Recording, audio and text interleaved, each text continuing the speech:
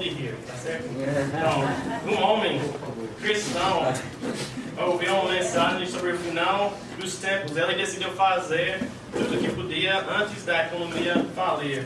Ele levou todo o seu dinheiro, foi para a pista de cavalos e orou por sabedoria em como ele deveria apostar. Ele observou a primeira corrida sem apostar nada. E ele percebeu um padre que colocou um pouco de água, balançou os braços e fez alguns sinais sobre um cavalo. E o cavalo ganhou. A mesma coisa aconteceu na segunda, na terceira e na quarta corrida. O homem esperou mais uma corrida só para ter certeza. E a mesma coisa aconteceu, né? O cavalo que o padre abençoou ganhou.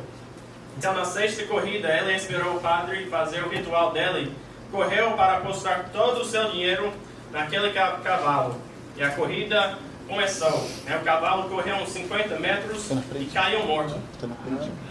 O homem ficou horrorizado. Ele correu até o padre e disse: Padre, eu preciso falar com o senhor. Sim, meu filho, o que é?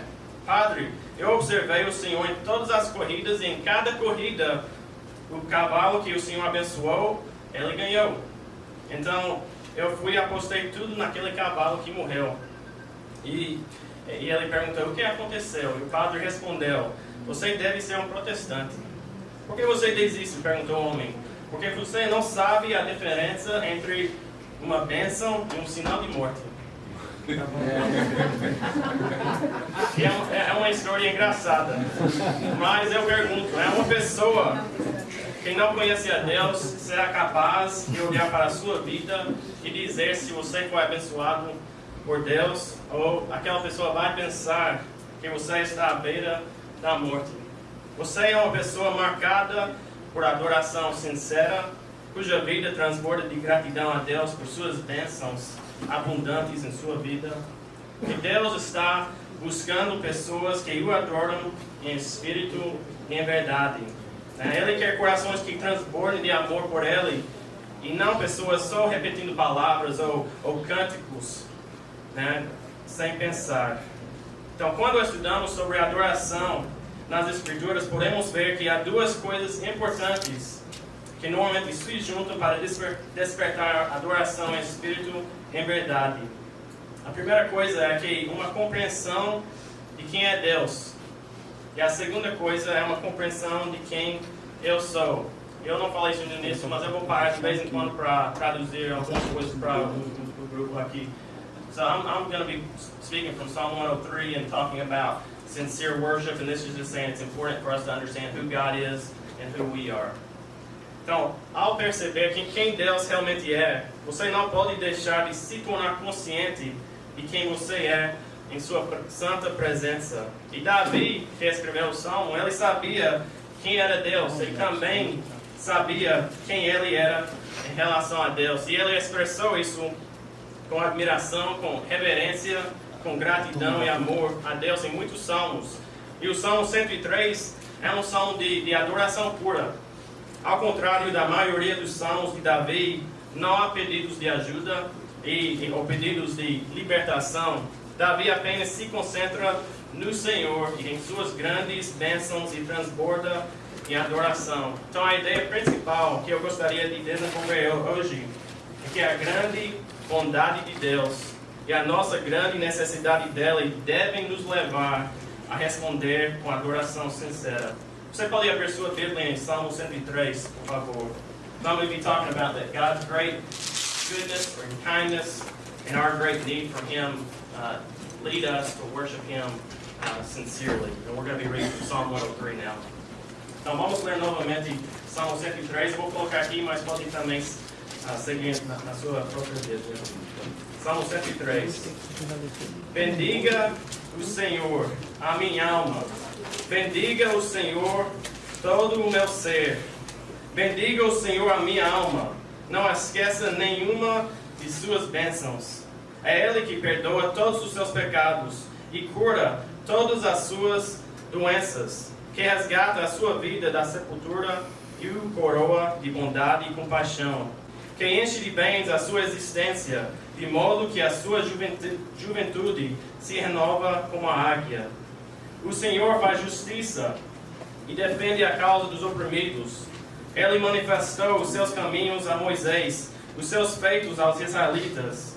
O Senhor é compassivo e misericordioso, muito paciente e cheio de amor. Não acusa sem cessar, nem fica ressentido para sempre. Não nos trata conforme os nossos pecados, nem nos retribui conforme as nossas iniquidades. Pois como os céus se elevam acima da terra, assim é grande o seu amor com os que o temem. E como o Oriente está longe do Ocidente, assim ele afasta para longe de nós as nossas transgressões. Como o Pai tem compaixão dos seus filhos, assim o Senhor tem compaixão dos que o temem. Pois ele sabe do que somos formados. Lembra-se de que somos pó. A vida do homem é semelhante à relva. Ele floresce como a flor do campo, que se vai quando sopra o vento, e nem se sabe mais o lugar que ocupava. Mas o amor leal do Senhor, o seu amor eterno, está com os que o temem, e a sua justiça com os filhos dos seus filhos, com os que guardam a sua aliança e se lembram de obedecer aos seus preceitos. O Senhor estabeleceu o seu trono nos céus, e como rei domina sobre tudo que existe. Bendigam o Senhor, vocês, seus anjos poderosos, que obedecem à sua palavra. Bendigam o Senhor, todos os seus exércitos, vocês, seus servos que cumprem a sua vontade. Bendigam o Senhor todas as suas obras em todos os lugares do seu domínio. Bendiga o Senhor a minha alma.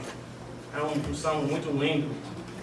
A primeira coisa que temos que lembrar é que a bondade de Deus é grande. That God's kindness and goodness is great. E Davi está se concentrando na bondade abundante de Deus. No versículo 2, ele diz: não esqueça nenhuma de suas bênçãos. Então Davi nos convida a unir-se com ele em recordar as muitas misericórdias de Deus. É da natureza humana esquecer as bênçãos de Deus, não é? Concentrar-se nas bênçãos de Deus tem que ser uma escolha deliberada. E quando eu faço aconselhamento pré-matrimonial, eu peço aos casais que listem pelo menos 5 defeitos, de sua futura companheira ou seu futuro companheiro. Eu acho engraçado que muitas vezes eles nem podem preencher todos os 5 espaços em branco.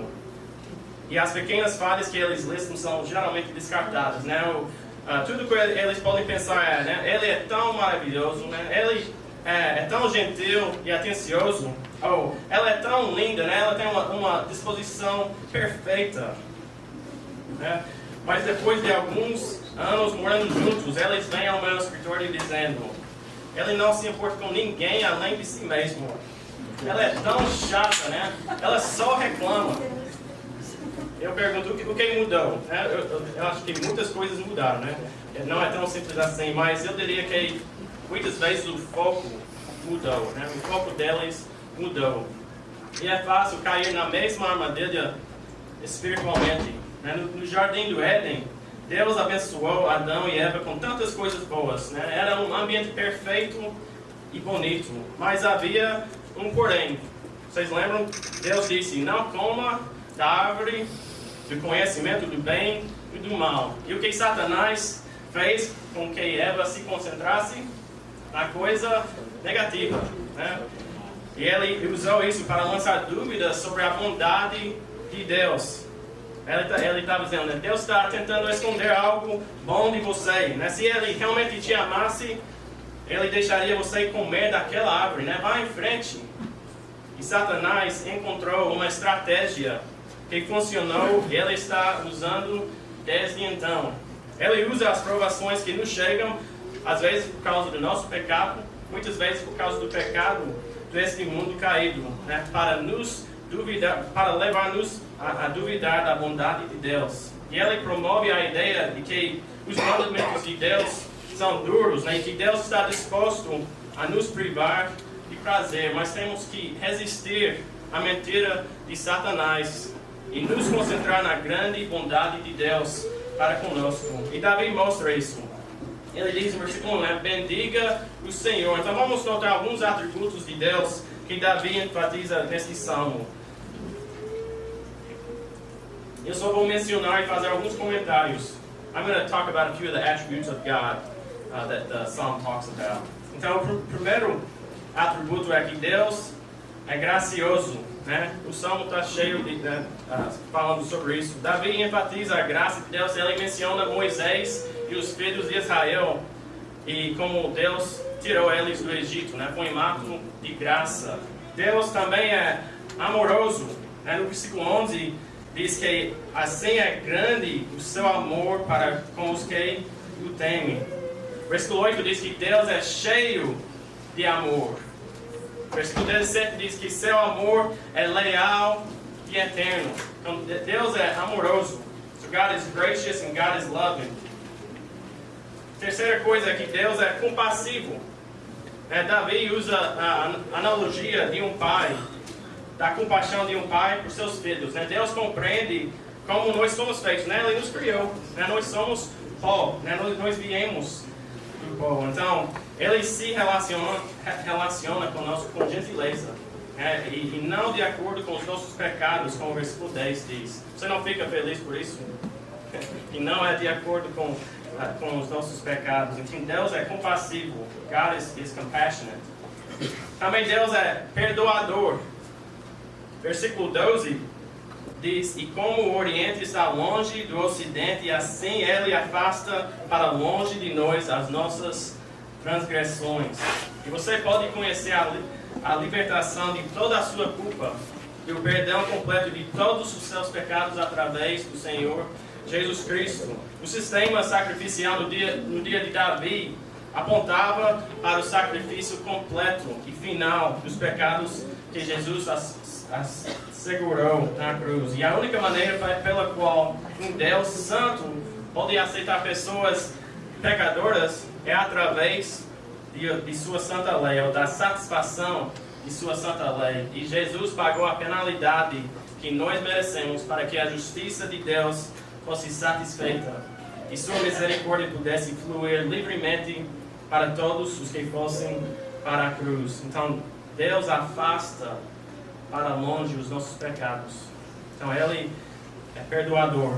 E Deus também é soberano. Então, God is forgiving and God is almighty. Versículo 19 fala sobre essa questão de Deus ser soberano. Isso deve ser uma fonte de conforto para nós.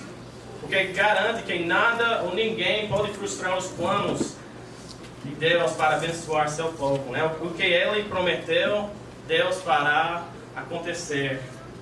Então, a bondade de Deus significa que seu povo recebe abundantes benefícios de sua mão.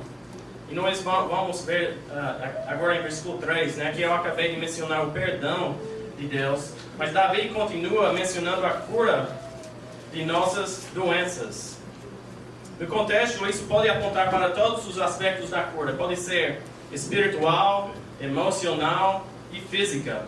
Ele não está prometendo uma libertação instantânea e milagrosa de todos os seus problemas. Nem Davi, nem ninguém na Bíblia experimentou isso. Tampouco Davi está dizendo que Deus vai curar você de toda a enfermidade física, ou que é a vontade dele curar todos. Não existe tal promessa na Bíblia. De fato, a Bíblia mostra que Deus frequentemente usa provações físicas para realizar nossa cura espiritual e emocional, aprofundando nossa dependência de Deus. E, no entanto, porque o pecado muitas vezes nos afeta fisicamente, e quando Deus purifica o nosso pecado, frequentemente há uma cura física que acontece também. Então, sempre tem uma ligação entre essas coisas. E o versículo 3 afirma que quando ocorre a cura, por qualquer meio, vem de Deus. Assim, tudo devemos aprender e depender totalmente de Deus. É certo usar a ciência médica, mas Deus deve receber o louvor quando formos curados, mesmo que a cura venha da ciência médica.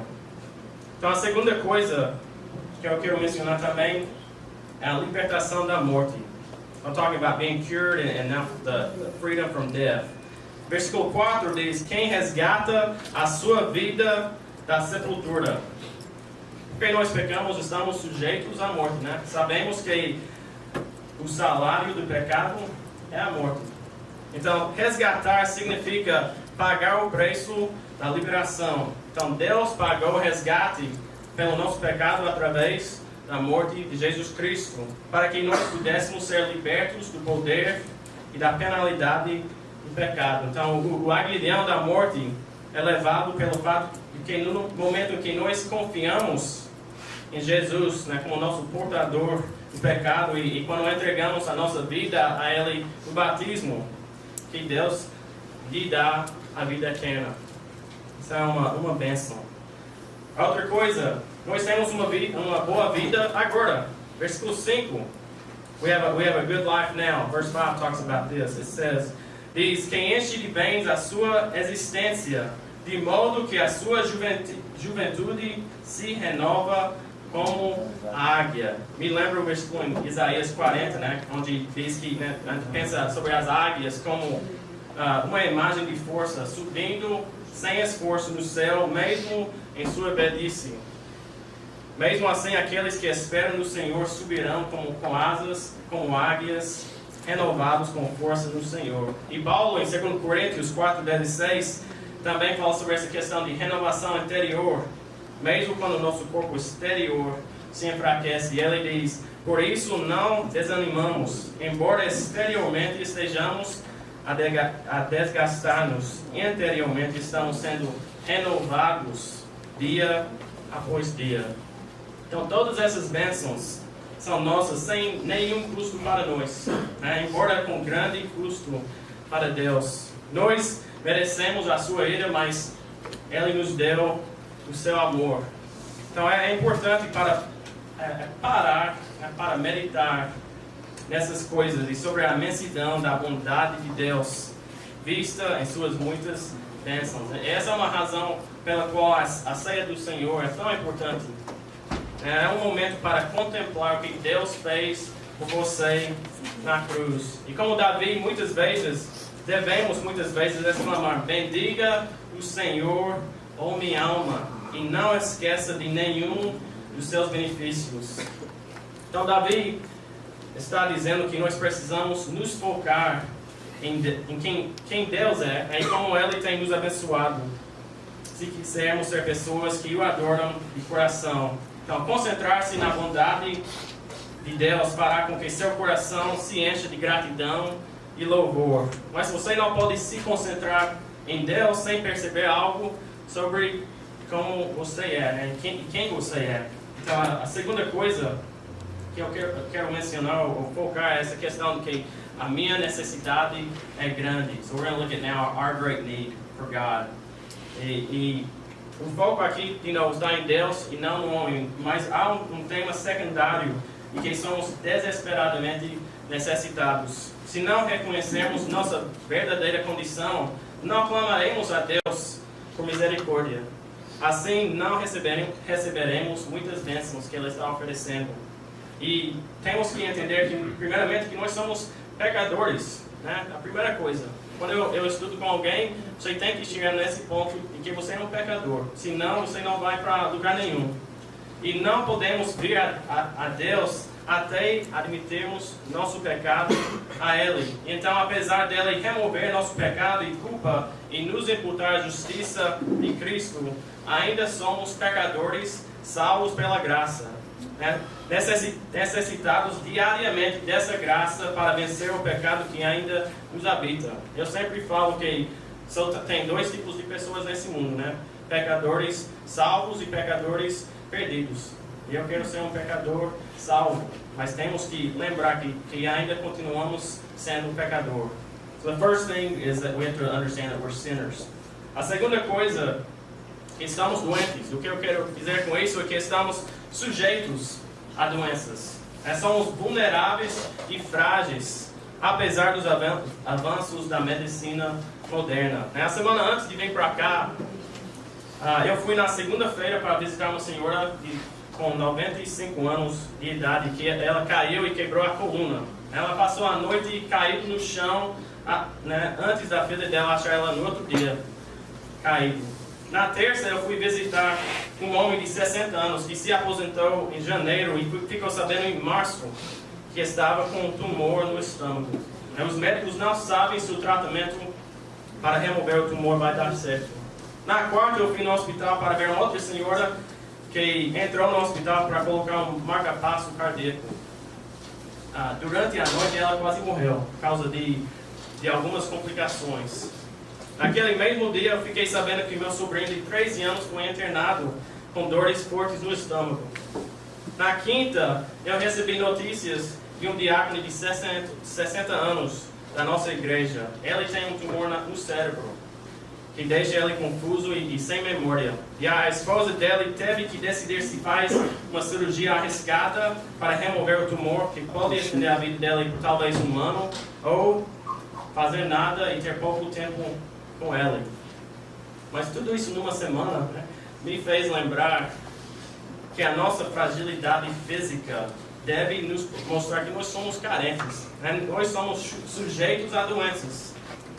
Temos que entender isso. E ligado com isso é que a nossa vida é curta. I'm talking about we get sick and then our lives are short.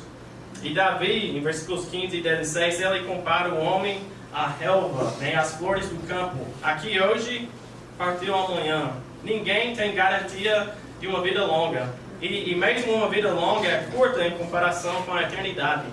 Nossas vidas fugazes nos mostram nossa necessidade de Deus. Mas o problema é que muitas vezes nós não nos vemos como necessitados. Por isso nos lançamos completamente na graça de Deus. E lembre-se que a graça não é para pessoas dignas. Você é uma pessoa digna? A graça não é para você. A graça é para pessoas indignas, para os indignos. Se achamos que nós somos dignos, não vamos a Deus por sua graça. Se achamos que somos competentes, não confiamos no Senhor. Precisamos da atitude de Paulo, que diz em 2 Coríntios 3:5, ele diz: não que possamos reivindicar qualquer coisa com base em nossos próprios méritos, mas a nossa capacidade vem de Deus. E Deus, você lembra, deu a Paulo um espinho na carne, para que ele soubesse que ele era fraco e necessitado. Mas então ele confiou plenamente em Deus e em sua graça, de modo que ele pudesse dizer, em capítulo 12, ele disse: pois quando sou fraco, é que sou forte. Então, quando vemos a bondade de Deus e a nossa própria necessidade, qual deve ser a nossa resposta?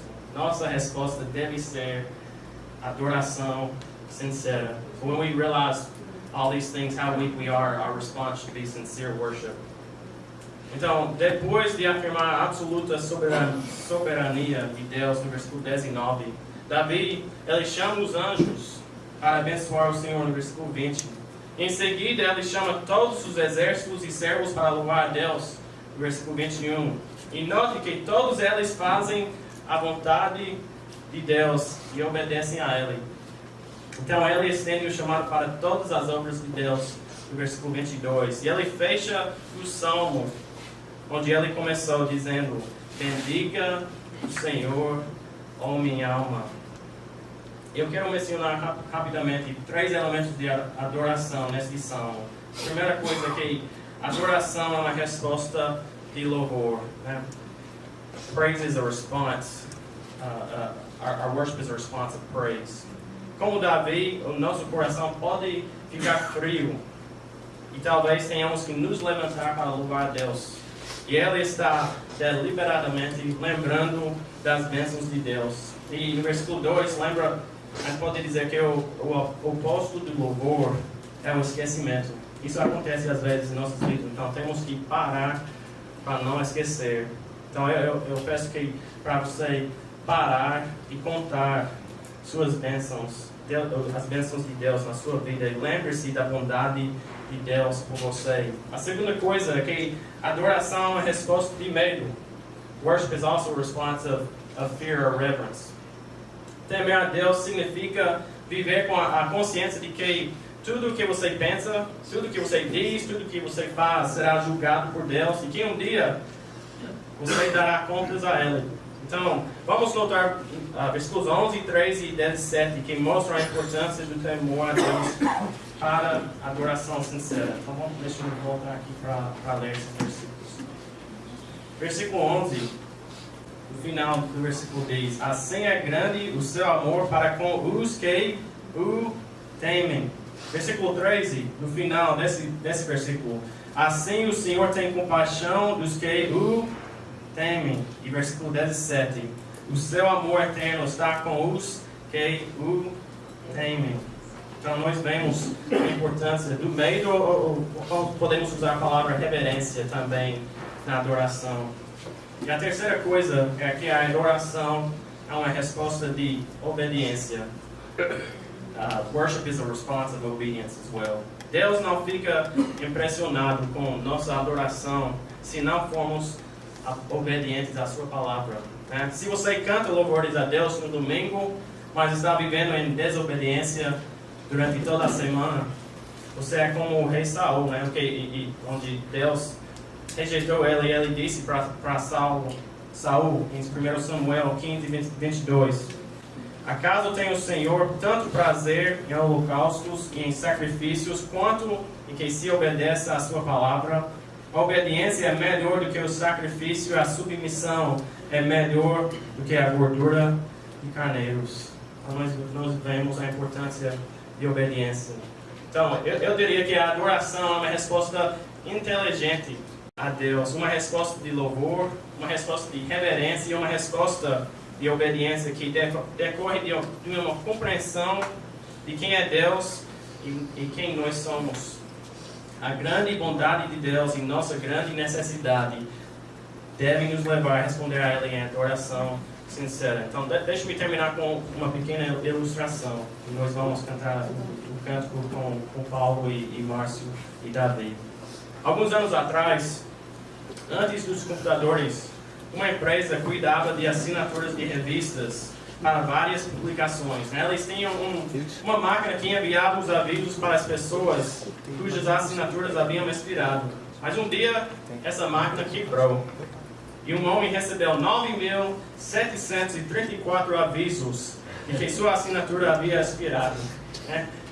E ele ficou frustrado e ele dirigiu os 10 quilômetros até os Correios, enviou seu dinheiro e escreveu: envie-me a revista, desisto. Okay?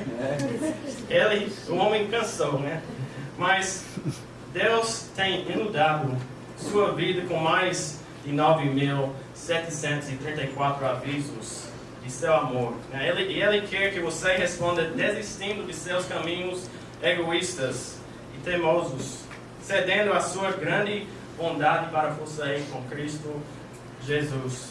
Ele quer que você seja cheio de adoração sincera todos os dias, enquanto você pensa sobre a grande bondade de Deus e sobre sua grande necessidade. Nós servimos a um Deus bom, nós servimos um Deus poderoso, um Deus amoroso, um Deus que quer um relacionamento comigo, com você. Não passe mais um dia sem ter esse relacionamento com Deus, com o Senhor. Entregue sua vida completamente a Ele e confie somente nele. Que Deus os abençoe. Amém? Amém.